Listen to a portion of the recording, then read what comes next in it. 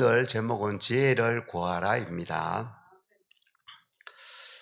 예, 나는 부족한 게 하나도 없습니다. 혹시 이런 분 계십니까? 잘 없지요? 네, 우리는 부족한 게 참 많습니다. 돈도 좀 부족하고, 실력도 좀 부족하고, 외모도, 기회도 부족하죠. 그리고 시간도 없고, 예, 건강도 좀 부족한 것 같고, 가만히 보면 참을성도 좀 부족한 것 같습니다. 어떻게 보면 부족한 그 투성이죠. 그런데 정말로 우리에게 부족한 것은 지혜입니다. 그래서 야고보 사도는 5절에서 이렇게 말하죠. 너희 중에 누구든지 지혜가 부족하거든 모든 사람에게 후히 주시고 꾸짖지 아니하시는 하나님께 구하라. 그리하면 주시리라. 사실 우리는 지혜가 부족합니다. 지난 시간을 이렇게 뒤돌아보면 하지 말아야 될 말을 하고 하지 말아야 될 행동을 해서 후회하신 적 많으시죠? 예. 최근에도 그런 일이 있을 수 있죠. 본의 아니게 마음은 아닌데 또 배우자에게 또 이웃에게 상처를 주거나 실수한 적이 있을 것입니다. 참 이상합니다. 그죠? 우리는 참 지식이 많습니다. 이 시대는 지식이 넘치는 그러한 시대입니다. 학교를 다 다니죠. 그리고 학교에서 많은 지식을 배웁니다. 어떤 분은 그렇죠. 내가 알아야 될 모든 것을 유치원에서 배웠다. 유치원도 지식을 가르쳐 줍니다. 그런데 지혜를 배우기는 참 쉽지가 않습니다. 박사학위를 가진 사람, 지혜로운 사람일까요? 특정한 분야의 전문 지식은 분명히 가지고 있습니다. 그런데 그 사람을 보고 지혜로운 사람이다. 이렇게는 말하지 않습니다. 예. 지식은 인터넷에 찾아보면 참 많이 나옵니다. 구글이나 네이버에 찾으면 웬간한 것은 정보를 다 얻을 수 있습니다. 그런데 아무리 검색을 해도 지혜롭게 사는 방법 뭐 이런 것은 찾기가 참 쉽지가 않습니다. 그렇다면 지혜는 어디에서 얻을 수가 있을까요? 사람마다 다 다르게 생각하지만 보통은 책을 많이 읽으면 지혜로워질 수 있다 이렇게 이야기합니다. 맞습니다. 단순한 지식 습득을 넘어서 책을 많이 읽으면은 다른 사람의 경험을 자기의 경험으로 이렇게 가져올 수 있습니다. 간접 체험을 한다는 거죠. 그리고 지혜로운 사람과 좀 가까이 지내서 그 사람이 판단하고 말하고 행동하는 걸 보면은 좀 지혜로워질 수 있다 이렇게 말합니다. 잠언에도 그런 말이 있습니다. 지혜로운 자와 동행하면 지혜롭게 된다 이렇게 말하고 있죠. 그리고 또 경험을 통해서 우리는 지혜로워질 수가 있습니다. 그리고 연세 드신 분들은 보통 지혜롭습니다. 왜냐하면 많은 경험이 있기 때문이죠. 예. 그런데 오늘 야고보는 전혀 다른 이야기를 합니다. 책을 많이 읽어라, 지혜로운 사람과 가까이 지내라 이런 말을 하지 않고 야고보는 이 세상의 방법대로 하는 것을 이야기하지 않고 하나님께 지혜가 있으니 하나님께 기도하라라고 전혀 다른 방법을 알려주고 있습니다. 다니엘서 2장 20절에 보면은 하나님의 이름을 찬송할 것은 지혜와 능력이 그에게 있습니다. 지혜와 능력이 하나님께 있답니다. 그래서 하나님을 찬송하라는 거죠. 하나님께 지혜가 있다는 거죠. 골로새서 2장 3절에는 예수님 안에 지혜가 있다라고 분명하게 말하고 있습니다. 하나님과 하나님의 아들 예수님 안에 지혜가 있다라고 하죠. 성령님도 사실 지혜의 영입니다. 그래서 이사야 11장 2절에는 하나님의 영, 지혜와 총명의 영이라고 말을 하고 있습니다. 지혜롭고 싶으면 하나님께 구하라는 거죠. 모든 지혜는 하나님께로부터 올 수 있다 이렇게 말하는 거죠. 그래서 야고보서 1장 17절에 보면은 온갖 좋은 것들은 위로부터 내려온다 이렇게 말하고 있습니다. 온갖 좋은 것들, 그러니까 지혜도 포함되겠죠. 지혜를 포함해서 정말로 우리가 이 땅에 살아가는데 꼭 필요한 것들은 하나님께로부터 선물로 받을 수가 있다 이렇게 말하고 있는 것이죠. 야고보는 여기에 대해서 하나님이 어떤 분이냐를 알라고 합니다. 하나님은 후히 주시고 꾸짖지 않는 분이다 이렇게 말씀하고 있습니다. 아무리 좋은 분이라도 아무리 많은 것을 가진 분이라도 나한테 주지 않으면은 나하고 별 관계가 없지요. 그런데 하나님은 지혜의 본체이시고 그 지혜를 우리에게 후히 주신다는 것이죠.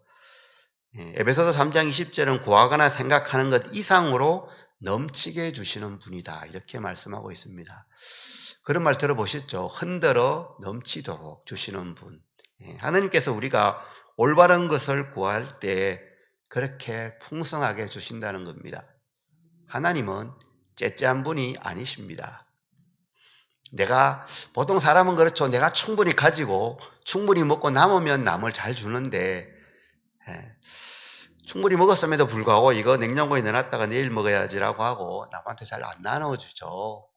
하나님은 그런 분이 아니시라는 거죠. 후하게 주시는 분이라는 겁니다. J.D. 그리어라는 사람이 쓴 책 중에 Just Ask 이런 책이 있답니다. 알렉산더 대왕의 이야기입니다. 어마어마한 땅을 차지했었죠. 그때 장군 중 한 명이 그를 찾아와 부탁합니다. 폐하, 제가 정말 충성을 다했습니다. 제 청 하나만 들어주시죠. 그래서 알렉산더가 보니까 그동안 정말로 자기를 위해서 온갖 충성을 다했습니다. 그래서 말해보게나.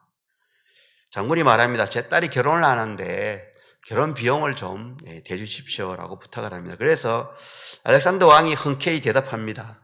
그래, 내가 알았어. 도와줄게. 며칠 뒤에 이 왕의 재무 담당자가 찾아와서 알렉산더에게 큰일 났다고 아주 보고를 합니다. 폐하, 그 장군은 폐하를 이용하고 있습니다. 도대체 얼마나 사치스럽게 결혼식을 올리는지 모든 사람을 다 초대했습니다. 폐하, 창고에 돈이 엄청나게 줄어들고 있습니다. 저 장군 버려야 됩니다. 이렇게 말합니다. 알렉산더가 잠시 생각을 하다가 대답을 합니다. 그 장군이 원하는 것을 그냥 다 내주게나. 왜냐하면 그 장군은 내가 그 비용을 다 댈 수 있을 만큼 엄청난 부자라고 생각하고 있지. 그리고 또한 내가 부자일 뿐만이 아니라 그 비용을 다 대어줄 수 있을 만큼 후한 사람이라고 그가 나를 생각하고 있잖아. 그러니까 그 부탁을 다 들어주게나. 이렇게 대답했답니다. 알렉산더 대왕이 자신을 후한 사람이라고 판단하고 그렇게 부탁하는 사람의 그 부탁을 다 들어줬다는 거죠. 하나님은 알렉산더 대왕보다 훨씬 더 후하신 분입니다. 하나님은 절대로 인색한 분이 아니십니다. 그런데 사실 많은 사람들이 하나님을 오해합니다. 성경의 비유적에 보면 한 달란트 받은 사람이 있죠. 그가 말하기를 이렇게 말합니다. 마태복음 25장인데요. 주인님, 나는 주인이 굳은 분이라 심지 않은 데서 거두고 뿌리지 않는 데서 모으시는 줄로 알았습니다. 주인이 화를 냅니다. 이 악하고 게으른 종아, 내가 그런 존재로 네가 나를 그런 존재로 생각했느냐? 나는 심지 않은 데서 거두고 해치지 않는 데서 모으는 깐깐하고 인색한 존재인 줄을 네가 그렇게 나를 보았느냐? 하나님께서 그 사람을 이렇게 비난하고 하나님을 화나게 했던 것은 그가 일을 하지 않아서가 아닙니다. 하나님을 그런 존재로 깐깐하고 아주 인색한 존재로 인식하고 있었기 때문입니다. 하나님은 후히 주시는 분입니다. 야고보서 1장 5절에 후하게 주시는 분이다. 이렇게 번역된 단어는 단순하고 단일하고 분리되지 않는다. 이런 뜻도 있답니다. 그러니까 우리가 구할 때 하나님은 다른 생각 없이 계산 없이 그냥 순수하게 주시는 분이다. 이런 뜻이랍니다. 우리는 가끔 누가 나에게 부탁을 하면 빨리 계산을 합니다. 그죠? 자동으로 계산이 되잖아요. 되지 않습니까? 이것을 그 사람이 부탁을 들어주면 이렇게 되겠다라고 생각을 하죠. 그런데 하나님은 그런 생각 없이 순수하게 그 부탁을 들어준다는 거죠. 특별히 지혜를 구할 때 계산하지 않고 순수하게 들어주신다는 거죠. 더하여 야고보는 하나님은 이렇게 지혜를 구하는 자를 꾸짖지 않는다 이렇게 말씀하고 있습니다. 계산도 안 하고 꾸짖지도 않고 그런 존재가 이 땅에 있을까요? 부모님이 그러시죠. 부모님은 자식이 요구하면 꾸짖지 않고 언제라도 후하게 줍니다. 그래서 특별히 어린아이들은 언제라도 어디서라도 부모님께 자기가 필요하면 바로 요구를 하죠. 아주 뻔뻔하게 요구를 합니다. 그런 부모님은 그 요구를 들어주려고 애쓰죠. 자녀가 아무리 담대하고 뻔뻔하게 요구해도 꾸짖지 않습니다. 하나님은 부모님처럼 이렇게 후하게 주시는 분이라는 거죠. 이런 면에서 보면 예수님께서 우리에게 가르쳐 주신 기도문은, 주기도문은 참 특별합니다. 하늘에 계신 우리 아버지, 이렇게 시작을 합니다. 동양이나 서양을 막론하고 하나님을 아버지로 가르치는 종교는 없습니다. 기독교가 유일합니다. 그렇기 때문에 아버지인데 아버지 앞에서 그렇게 화려한 문장을 사용을 꼭 할 필요가 없다는 거죠. 가끔씩 기도하실 때 전지전능하시고 무소부재하시고 이렇게 할 수 있습니다. 그런데 평소에 그렇게 생각한다면 기도할 때도 그렇게 생각할 수도 기도할 때 그렇게 할 수도 있죠. 그런데 평소에는 그렇게 생각하지 않고 기도할 때만 그러한 문장을 사용한다면 하나님도 의아해 하실 겁니다.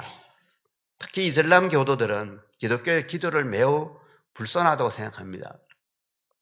이슬람 교도들은 기도할 때 순종한다는 의미로 손바닥을 땅에 댑니다. 이렇게. 그리고 손바닥만 대는 게 아니라 머리도 땅에 댑니다. 우리하고 좀 다르죠. 그리고 사람의 목소리를 신 앞에 크게 할 수 없기 때문에 조용히 아랩니다. 신은 두려움의 대상입니다.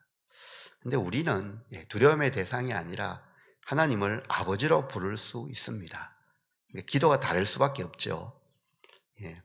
기독교의 센서라는 책이 있는데요. 거기에는 멕시코에서 오랫동안 선교한 그린웨이 선교사의 이야기가 나옵니다. 이 선교사는 거리에서 먹고 자고 하는 10살 된 여자아이를 입양합니다. 그리고 입양한 후에 너는 이제부터 내 딸이다. 집에 있는 무엇이든지 먹어도 된다라고 이야기를 합니다. 그리고 필요한 것만 이야기해라. 내가 들어주겠다라고 이야기합니다. 그런데 이 입양한 딸은 한 번도 뭔가를 요청하지 않습니다. 학교에서 돌아오면 자기 방에 들어갑니다. 배가 고파도 가만히 있습니다. 먹으라고 주면 먹습니다. 아마도 이 어린아이는 자기가 무언가를 요청하면 이 선교사님 마음이 상하고 그 집에서도 쫓겨날 수도 있지 않겠나, 이런 생각을 한 것 같습니다. 시간이 좀 지나고 어느 날 이 입양한 어린아이가 조심스럽게 선교사를 찾아와 부탁을 합니다. 아빠, 신발끈이 필요합니다. 그 말을 듣는 순간 선교사는 울기 시작합니다. 드디어 이 아이가 나를 아빠로 인정하는구나, 이렇게 생각했기 때문입니다. 기도는 우리가 하나님께 무엇이 필요해서 합니다. 하지만 하나님께 기도한다는 것은 우리가 하나님을 하나님으로 인정한다는 고백입니다. 부족한 지혜를 구해야 합니다. 하나님의 지혜는 어마어마합니다. 성경에는 하나님께서 주시는 지혜를 받은 사람들의 이야기가 참 많이 나옵니다. 열왕기상 4장에 보면은 솔로몬이 얼마나 지혜로운지 그의 이름이 주변의 나라들에게 다 알려집니다. 잠언을 3000가지를 말하고 노래를 1000편 이상 지었다, 이렇게 하죠. 솔로몬 얼굴 한번 보기 위해서 어마어마한 보물들을 가지고 솔로몬에게 찾아오죠. 누가 솔로몬에게 지혜를 주셨을까요? 3장에 보면은 솔로몬이 하나님께 지혜를 구하죠. 이것을 하나님께서 하도 기뻐하셔서 지혜뿐만이 아니라 부와 명예와 건강도 주셨습니다. 다니엘에게도 하나님은 지혜를 주셨습니다. 바벨론 사람들이 정언을 합니다. 다니엘서 5장에 나오죠. 다니엘이 모든 어려운 수수께끼를 다 풀었습니다. 그리고 어려운 문제들도 다 해결하죠. 그런데 이 다니엘에게 아주 특별한 일이 있습니다. 다니엘은 기도를 정말로 열심히 하는 사람이라는 거죠. 다니엘서 1장 17절에 보면 하나님이 다니엘과 세 친구에게 학문을 주시고 모든 서적을 깨닫게 하셨다라고 하죠. 하나님께서 지혜를 주셨다는 거죠. 모든 꿈과 환상을 알게 하시고, 이 다니엘의 특징은 기도입니다. 하루에 3번씩 무릎 꿇어 기도하는 것이 다니엘의 특징입니다. 다니엘이 무엇을 기도했을까요? 건강을요? 안 그러면 더 많은 부를. 다니엘은 자기가 하나님을 믿는 사람으로서 그 나라에서 올바르게 삶을 살고 하나님의 이름이 나로 통해서 아마 드러나라고 기도했지 않겠습니까? 그래서 그 일을 하기 위해서 지혜가 필요하니 하나님 지혜를 달라고 기도하지 않았겠습니까? 사도행전 6장에 스데반의 이야기가 나오죠. 누구와 논쟁해도 지지 않았다라고 하죠. 하나님께서 스데반에게 지혜를 주셨습니다. 왜냐하면 스데반이 그 지혜가 필요한 이유가 바로 하나님의 일을 다른 사람에게 전하기 위해서 그 지혜가 필요했고 하나님은 그것을 주신 것이죠.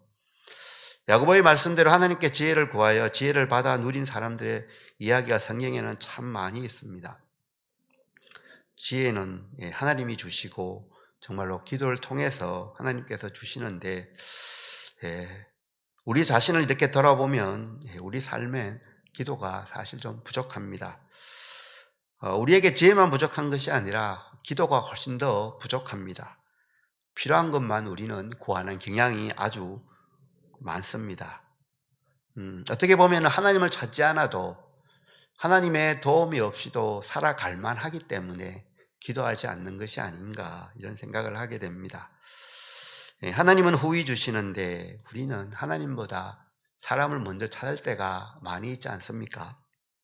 하나님은 꾸짖지 않으시는데 사람들은 금방 화를 내기도 하고 뭔가를 요구하기도 하죠. 우리가 기도회 전에 죄짐 맡은 우리 구주 이 찬양을 했습니다. 후렴 가사가 이렇습니다. 주께 고함 없는 거로 복을 얻지 못하네. 사람들이 어찌하여 알을 줄을 모를까. 기도하면 하나님께서 후히 주신다고 우리는 다 알고 있습니다. 그런데 정말로 필요한 것을 구하지 않고 우리는 주변에 있는 것들만 구할 때가 참 많지 않습니까? 그리스도인들의 정체성은 나 혼자 살 수 없습니다라고 고백하는 데 있습니다. 하나님이 도우셔야지 내가 올바르게 신앙인으로 살 수 있습니다. 이 고백을 하는 자들이 그리스도인입니다. 그러면 하나님께 지혜를 구하는 것이 당연합니다. 예수님은 공생애 내내 기도했습니다. 세례받기 전에도 기도하셨고 제자들을 선택하기 전에도 기도하셨고 십자가를 지시기 전에 겟세마네 동산에서도 기도하셨고 십자가에 박혀진 상태에서도 기도했습니다. 신기하게도 제자들은 예수님께 부탁을 한 것이 바로 기도를 가르쳐 달라는 것이었습니다. 제자들은 예수님의 놀라운 설교를 많이 들었습니다. 그리고 예수님이 행하신 기적도 바로 옆에서 보았습니다. 그렇다면 제자들이 예수님께 예수님 저도 기도를 좀 멋있게 할 수 있는 방법을 알려주십시오. 예수님 저도 이렇게 기적을 좀 행하고 싶은데 어떻게 하면 되는지 좀 알려주십시오. 이렇게 묻는 것이 당연하죠. 그런데 제자들은 예수님께 기도를 가르쳐 달라고 요청을 합니다.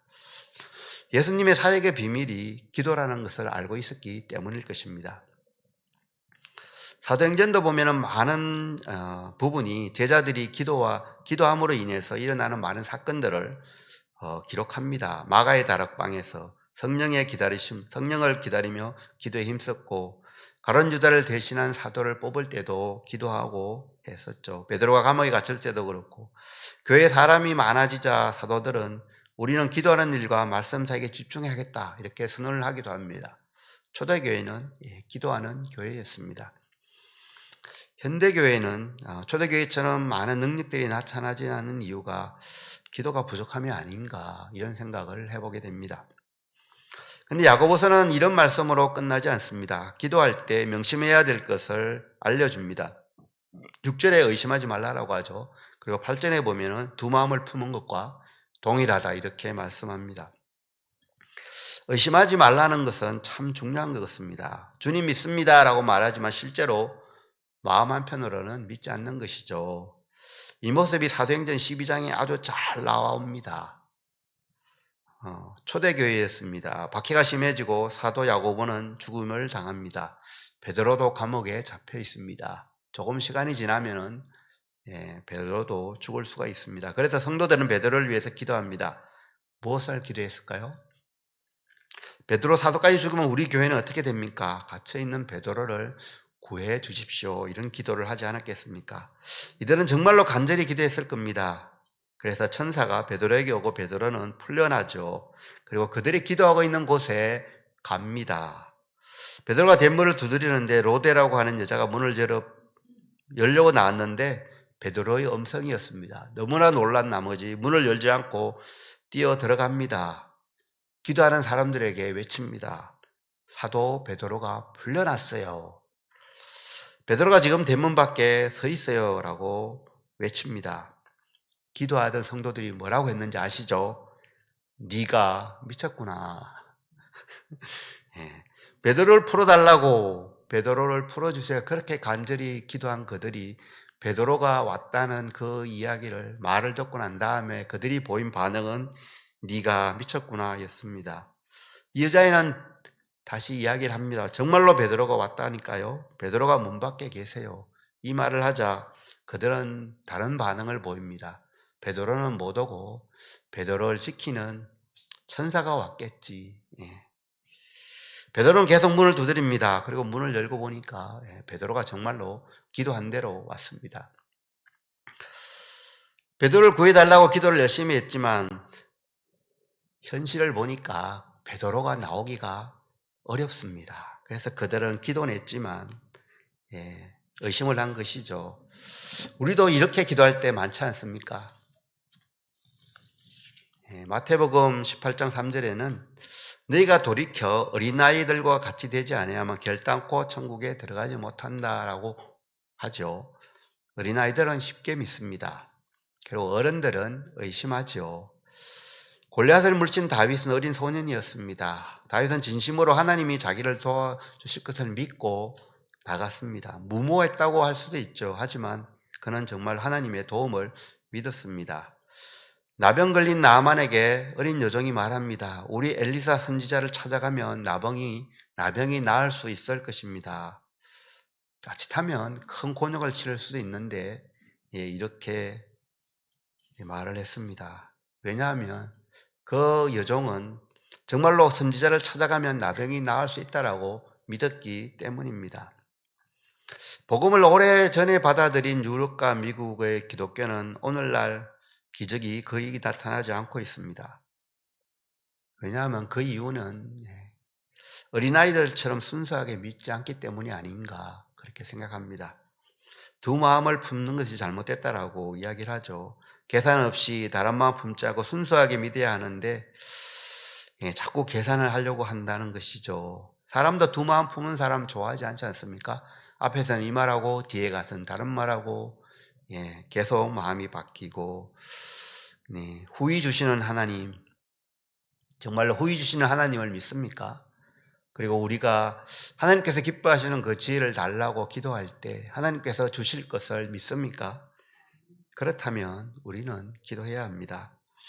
하나님께 전심으로 그리고 진심으로 기도해야 됩니다. 계산하지 말고 너무 따지지 말고 하나님께 구하시기 바랍니다. 말씀을 정리합니다. 기도하기를 결심하십시오. 다니엘은 기도하기를 결심한 사람입니다.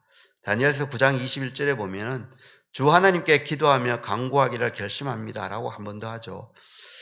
정말로 기도하기를 결심할 필요가 있습니다.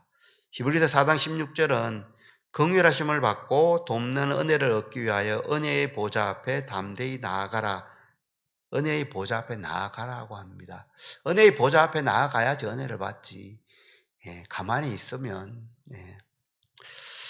어떻게 은혜를 받겠습니까? 왜냐하면 우리가 은혜의 보좌 앞에 나아가 기도할 때 우리 자신의 모습을 정확하게 보게 되기 때문이죠. 그리고 우리가 필요한 것이 무엇인지 우리는 잘 모릅니다. 꼭 필요한 것은 구하지 않고 주변에 있는 것들을 우리가 원할 때가 얼마나 많습니까? 그렇기 때문에 기도하라는 거죠. 특별히 하나님께서 원하는 것, 지혜롭게 이 땅에서 그리스도인답게 사는 것, 하나님께서 분명히 원하시는 일입니다. 우리가 그리스도인답게 살기 위해서 지혜를 구하는데 하나님께서 그것을 주시지 않겠습니까? 하나님은 하나님을 찾는 자들을 버리지 않는다고 약속하셨습니다. 항상 이 말을 기억하며 하나님께 지혜를 구하는 우리 모두가 되어야 하겠습니다. 말씀을 생각하며 기도하겠습니다.